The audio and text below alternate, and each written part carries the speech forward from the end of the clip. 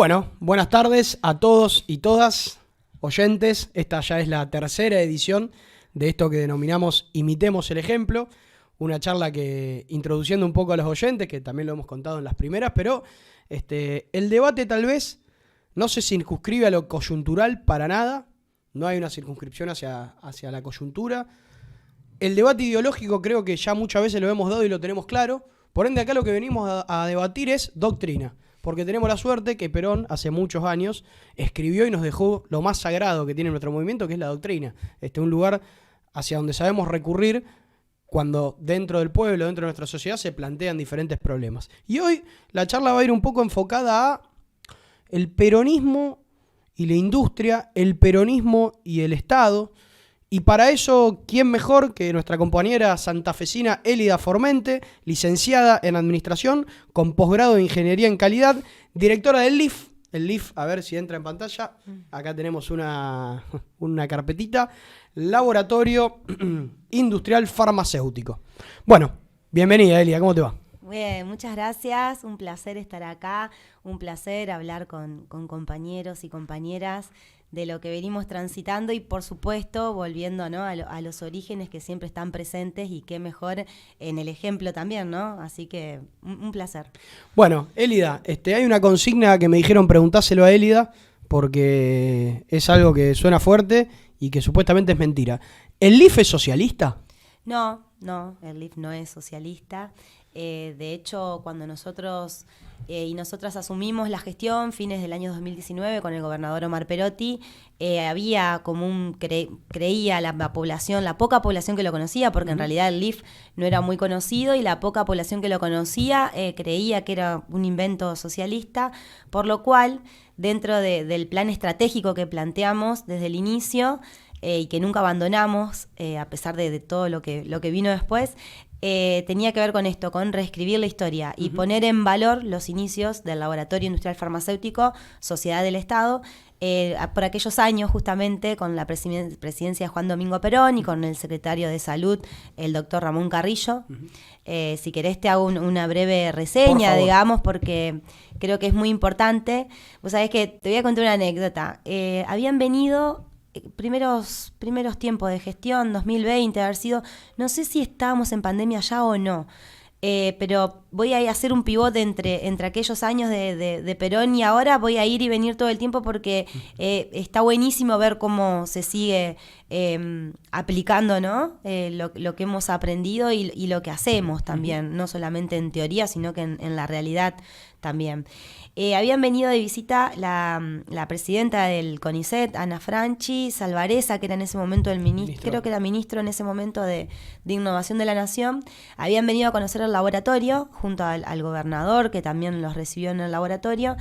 Y ellos habían estado buscando antes algo relacionado al LIF y dicen, miren qué importante que el LIF es de la época del peronismo, y el gobernador me pide específicamente que reescribamos la historia.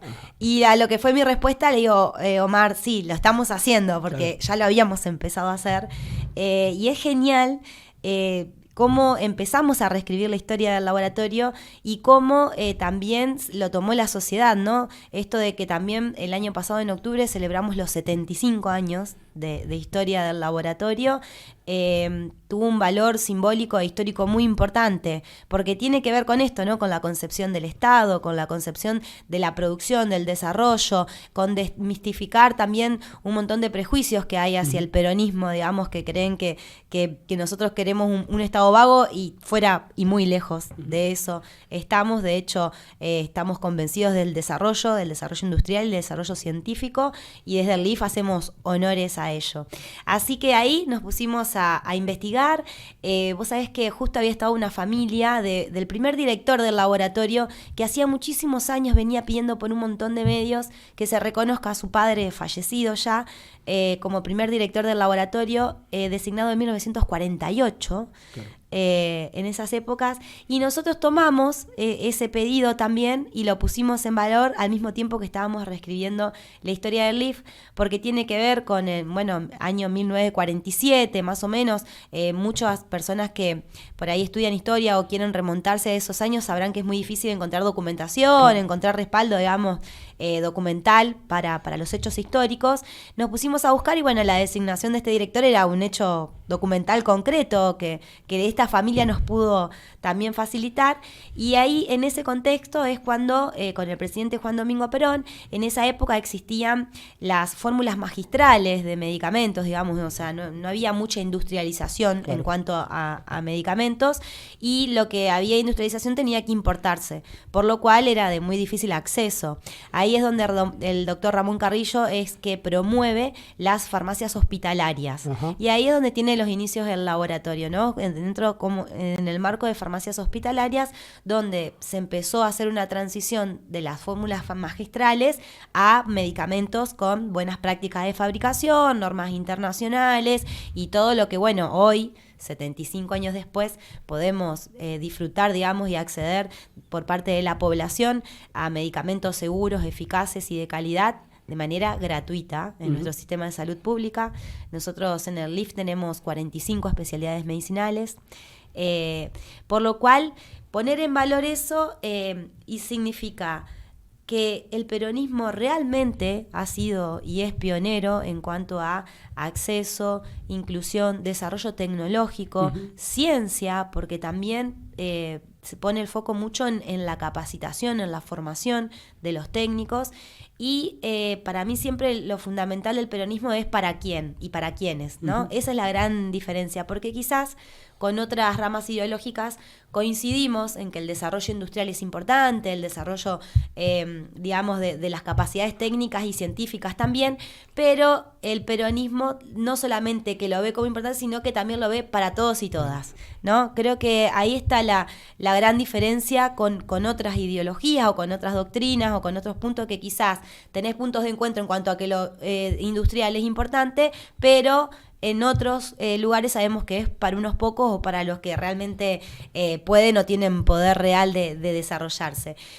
Así que el LIF creo que es un claro ejemplo de lo que implica una política pública que ha trascendido en el tiempo, que se ha sostenido en principio y fundamentalmente por sus trabajadores y trabajadoras, pero también con la legitimación de la sociedad, ¿no? Con la legitimación de nuestro pueblo, que pone en valor que tengamos un laboratorio público, una empresa del Estado que brinde medicamentos de acceso gratuito, de calidad, durante muchas olas neoliberales, digamos, y muchas olas también en cuanto al ideológico, digamos, en detrimento de la intervención del Estado, hubo también como un golpe a lo... Siempre lo público se asociaba a lo ineficiente, a lo malo. De hecho, hasta el día de hoy sobreviven algunos discursos de algunos médicos de que no tomes ese medicamento, anda comprate uno de calidad, como que el genérico o el del laboratorio fuese... Es berreta. Exacto.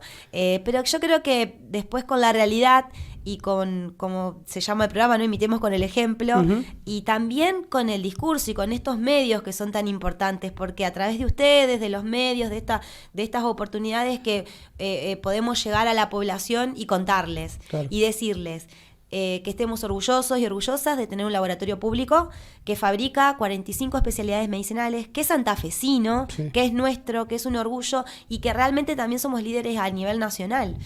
Creo que eso es muy importante de poner en valor.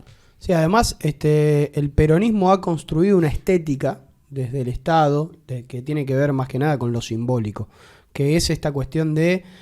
casi siempre está esa mirada, ¿no? En general, no solamente vinculado al laboratorio, pero también vinculado a otras temáticas que, bueno, el Estado hace las cosas más o menos, hace las cosas berretas, y la verdad que nosotros tuvimos un plan quinquenal con Perón, si queremos venirnos más para acá, el monstruo que está montado a 5 cuadras de la Casa Rosada, que es el Centro Cultural Kirchner, donde el Estado invierte, y además invierte con un sentido simbólico y estético, que el Estado está para hacer cosas importantes, grandes, y suena feo, y lindas también, ¿no? Cosas, el sentido de la estética que le da el peronismo al Estado. Tuvimos con un arquitecto sentado acá hace 15 días.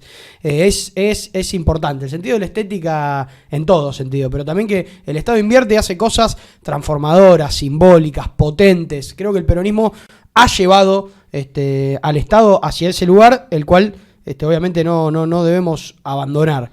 Y acá vos me decís algo, ¿cómo es? Yo soy abogado, entonces también es un poco mi inquietud, la rúbrica en el sentido de dónde se ubica, es un ente autárquico, es una empresa del Estado, ¿dónde se ubica el LIF dentro de la estructura estatal? Bueno, siguiendo con esta línea temporal, digamos, histórica y de desarrollo del laboratorio, el laboratorio fue creciendo, digamos, paulatinamente a través de los años, con sus vaivenes, por supuesto, en función a quienes querían apostar o no al laboratorio, con también muchas épocas de amenazas, digamos, ¿no? Y en el 1999 es cuando se crea la Sociedad del Estado. ¿Por qué? Porque el laboratorio era una dependencia del Ministerio de Salud, primero chiquita, después una dirección, así de a poco, y siempre dentro del Ministerio de Salud. ¿Por qué toma la forma de sociedad del Estado? Porque al ser una empresa ahora y al querer ser en su momento necesitar, digamos, expansión y dinamismo en los procedimientos administrativos, yo en esto hago un paréntesis y yo defiendo mucho los procedimientos administrativos, soy una gran burócrata y creo que la burocracia es necesaria para resguardar el uso de los fondos públicos, digamos. Sí está en las personas que conducimos o las personas que estamos a cargo de ciertos lugares dentro del Estado, poder generar los dinamismos para que dentro de los procedimientos establecidos se pueda mejorar, ¿no? Pero nunca evitarlos. En ese entonces se necesitaba un poco más de agilidad por esto de la compra de materia prima, por todos los procesos que requiere, ¿no?, fabricar un medicamento.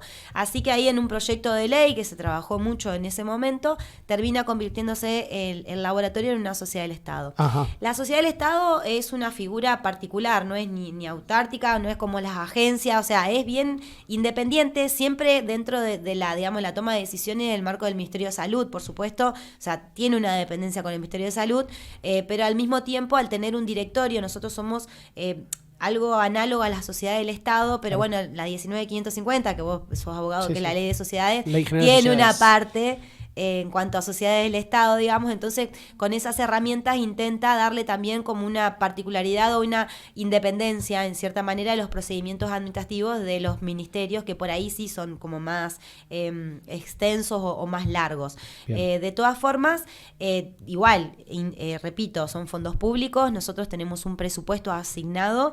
El laboratorio en nuestra gestión nunca antes había producido tantas ventas aparte del presupuesto propio. O sea, hoy el laboratorio es una sociedad de Estado, pero no es autosuficiente, digamos, no genera sus propios ingresos como quizás otras empresas del Estado como, no sé, EPE o cualquier otra. Nosotros tenemos un presupuesto que se nos da para que fabriquemos todas las especialidades medicinales que necesita el sistema de salud pública. Por eso se entregan de manera gratuita.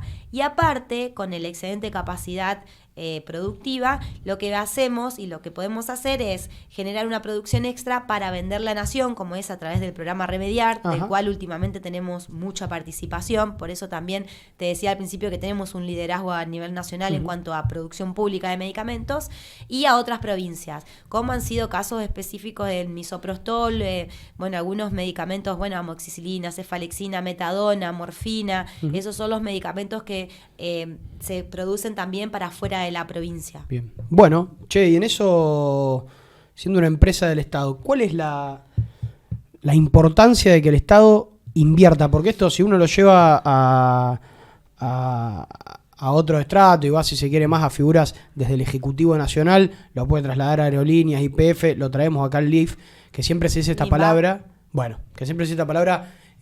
no se autosustenta, como decís vos, la palabra que dicen los liberales y la tienen muy al filo de la lengua, es deficitario.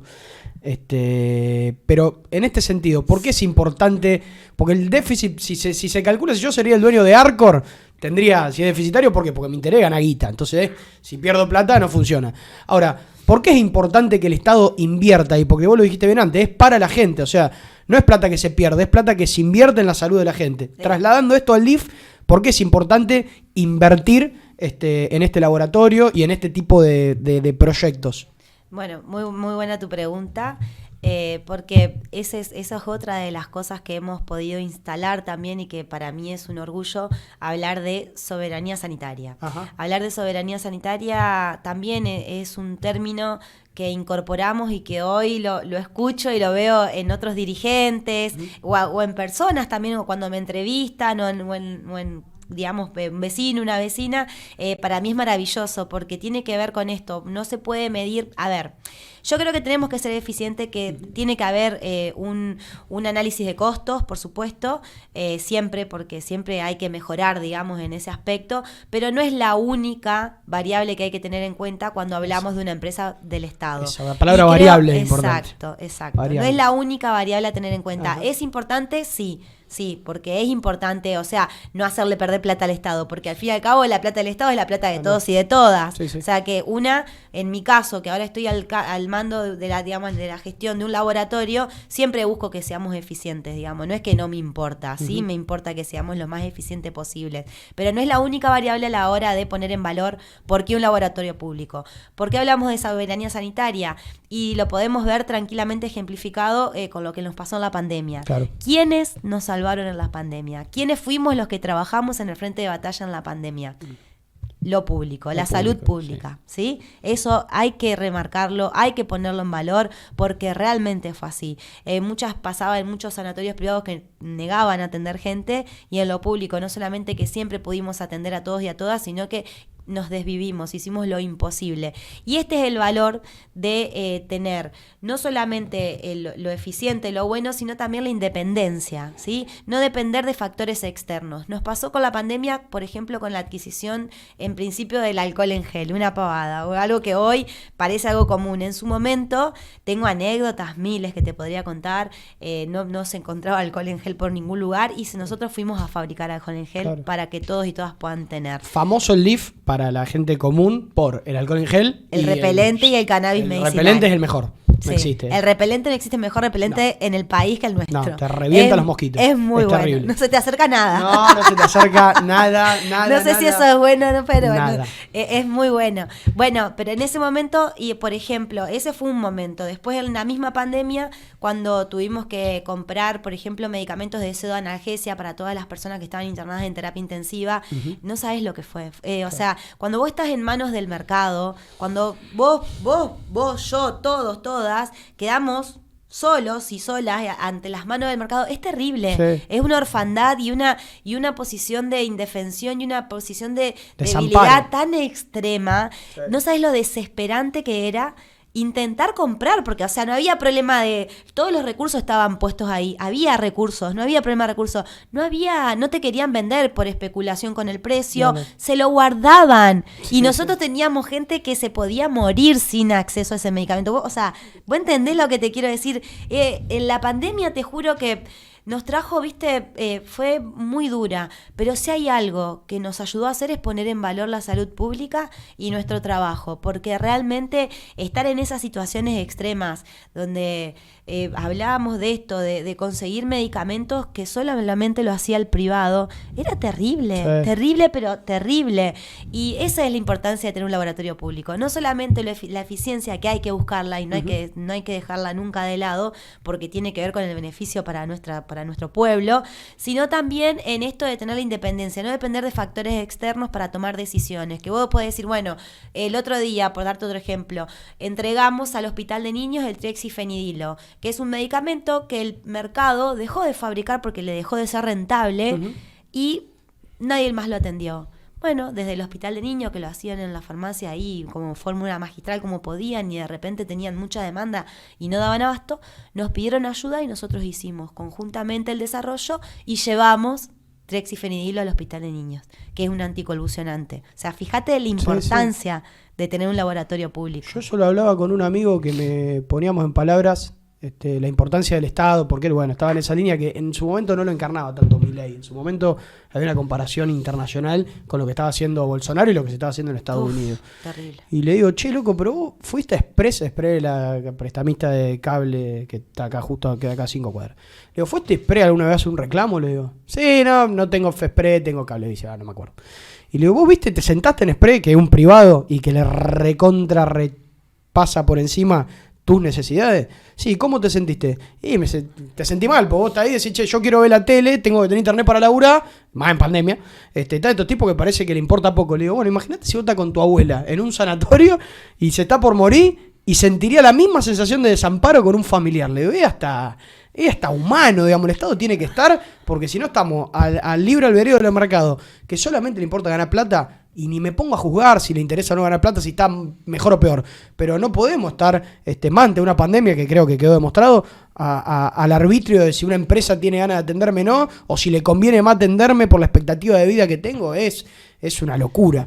Me parece que por ahí viene lo más importante. Sí, dijiste algo muy importante que tiene que ver con lo humano. Eso también. Por eso creo que siempre que se analiza cualquier situación o en este caso que estamos hablando del rol del peronismo y de un Estado presente y de lo que es la ciencia, la tecnología, el servicio de la salud pública, es multidimensional, ¿sí? Entonces hablamos de la variable eficiencia, sí es necesaria, no es la única. Hablamos de la variable de soberanía, la independencia para la toma de decisiones, también es muy importante. Y esta variable que vos acabas de mencionar, que me parece fundamental, que es la humanización, humanizar, ¿no? Sí. Quizás muchas personas lo ven en temas de salud más, digamos, sí, como más palpable, ¿no? Sí. Pero si hablamos de un ARSAT, si hablamos de IPF, si hablamos, o sea, también tiene que ver con esto de lo humano, ¿no? Con esto de que lo que decíamos al principio, ¿qué nos diferencia a nosotros desde el peronismo de otras doctrinas o de otras ideologías? Esto, que es para todos y para todas. Claro, sí, humano, sí. Peronismo es loco, porque no tiene ninguna teoría mundial, ninguna doctrina, ninguna ideología, nada. Humanista y amorosa, o sea, el amor está dentro de las categorías de análisis del peronismo, eso es. Y hoy en día genial. Creo que hay que ponerlo en valor con el contexto que estamos viviendo y bueno, con que mencionaste esto con el fenómeno de Milei, que yo creo que siguen siendo fenómenos, digamos, y que van a dejar de serlo, creo profundamente en la capacidad reflexiva de la población. Creo que hay que poner en valor el humanismo, la amorosidad, desde este lugar, ¿no? Y con el ejemplo, por supuesto. Che, bueno, me quedan últimas 2 preguntas, porque ya nos estamos acercando al final. ¿Está bien, Facundo Ruiz? Bien. El operador me dice está bien, así que yo voy a hacer las últimas 2 preguntas. Una reflexión que tengo, que justamente lo trajiste a Milei, lo traemos a Milei porque no es coyuntura. Lo que dice Milei ahora de otra forma, el antiperonismo lo viene diciendo hace 80 años. Él lo hace más exagerado. Él lo hace más exacerbado. Sí. Pero es esto de la eficacia del Estado y sobre eso quería preguntarte un poco. Porque Milei a veces lo que dice, y a veces yo coincido, cuando Milei habla de la casta política, yo creo que todas las fuerzas políticas, radicalismo, macrismo, peronismo, tiene casta o tiene gente que vos decís la verdad, no sé por qué está donde está, termina siendo teniendo una teoría maquiavélica y no peronista. O sea, está en el poder por el hecho mismo de estar en el poder, no para transformar la realidad. Ahora, Milei dice, yo voy a ir con una motosierra contra eso. Entonces Milei dice, los recursos que están mal invertidos los voy a cortar. Como que lo sigo hasta ahí. Yo creo que esos recursos no tienen que estar mal invertidos porque el Estado tiene que tener una dimensión de eficacia. Ahora, yo quiero que esos lugares no los ocupe una persona que quiera estar en el poder por beneficio propio, no porque los quiera cortar. Quiero que esté otra persona que piense en el colectivo. Quiero que eso lo invertamos en el laboratorio industrial farmacéutico. Quiero que lo pongamos en gente como Élida que pueda estar al servicio del pueblo. Yo no lo quiero cortar para tirarlo y que el Estado se retire. Lo quiero cortar para poner gente que tenga vocación de servicio y que pueda transformar nuestra patria. Entonces, el Estado chico, el Estado grande, los recursos humanos, los recursos patrimoniales, ¿qué lectura tenés sobre eso vos que trabajás que sos director de una empresa del Estado? Bueno, en principio coincido con vos en esto de no escaparle a la discusión de la eficiencia. No hay que escaparle. Bueno, yo soy licenciada en administración, así que, digamos, me he formado siempre desde ese lugar. Lamentablemente en una universidad, en una facultad donde en cuestiones ideológicas no era muy rica, digamos, pero en el caso aplicado, digamos, hoy al laboratorio y en general en los lugares de la administración que he estado, creo que no hay que escaparle a la rendición de cuentas, al control, a la eficacia y fundamentalmente creo que, a ver, la casta, como le llama Milei, existe y es real. Sí. No la podemos negar. Y nos da más bronca a nosotros que a él, digamos. Totalmente, te puedo asegurar. Creo que sí es importante poner en valor los movimientos, digamos, disruptivos o los sectores que tienen esta mirada quizás más amplia, ¿no? En cuanto a la concepción de la política y de la gestión del Estado, que tiene que ver con las juventudes y con los feminismos, con los movimientos sociales, que son muy importantes su visión justamente para aplicarlas a la gestión del Estado. Creo que toda mirada es enriquecedora en ese aspecto, por lo cual no creo que no puedan convivir lo que tiene que ver con las ciencias exactas en cuanto a esto de la eficiencia, el control, la rendición de cuentas. Yo soy originaria de un tribunal de cuentas, así que, digamos, para mí los procedimientos administrativos son ley y eso tiene una ventaja porque ya al conocerlos se inician las cosas desde un lugar, digamos, como más fácil porque vos ya sabés cómo iniciar las adquisiciones o las gestiones. Pero creo que no le tenemos que tener miedo a esto de, bueno, saquemos cuenta de si somos eficientes o no y en dónde podemos mejorar. Vos sabés que otra anécdota para ejemplificar esto, cuando llegamos al laboratorio, muchas de las personas jóvenes que hacía muy pocos años que estaban ahí, nos decían, esto es una mezcla entre público y privado. La articulación público y privado. No. Vos ibas al laboratorio y la misma gente, persona joven, recién recibida o por recibirse, me decía a mí, o sea, la directora me decía, esto es una mezcla entre público y privado, como para decirme, somos una mezcla entre público y privado porque trabajamos bien. Y yo dije, o sea, díganme qué tiene de privado, porque esto de privado no tiene nada. Claro. Pero lo decían como una concepción de que lo privado es eficiente y lo del Estado no. Claro. Entonces te decían una mezcla entre público y privado para decir trabajamos bien, ¿entendés? Claro. No. Servimos a la gente, pero trabajamos bien, bueno, que eso el público no lo hace. Mirá vos. Esa pelea también la di. Sí. También la dimos para dentro del laboratorio. No, somos públicos y somos buenos y somos eficientes y vamos a poner en valor lo público, porque lo público puede ser eficiente. Y hoy ya no te dicen más eso. Y para mí eso es una conquista enorme. Sí, obvio. Es una transformación simbólica re importante. Che, la última, Facu, como te dije, 30 segundos, porque se le decimos a todos y todas, no se lo vamos a negar a Elia. En este marco que venís laburando, que venís trabajando, que tenés unos vínculos muy fuertes y trabajás muy bien también desde el PJ santafesino, y habiendo tantos jóvenes que esperamos que escuchen esto, un mensaje hacia la juventud hoy de la provincia de Santa Fe, de Argentina, y de quien ose escuchar este mensaje. Bueno, en parte ya lo mencioné, digamos, en cuanto a que las juventudes me parece que son fundamentales justamente por su vocación de crítica, ¿no? O sea, nunca dejar de discutir, de preguntar, de investigar, de hablar, de escuchar, fundamentalmente.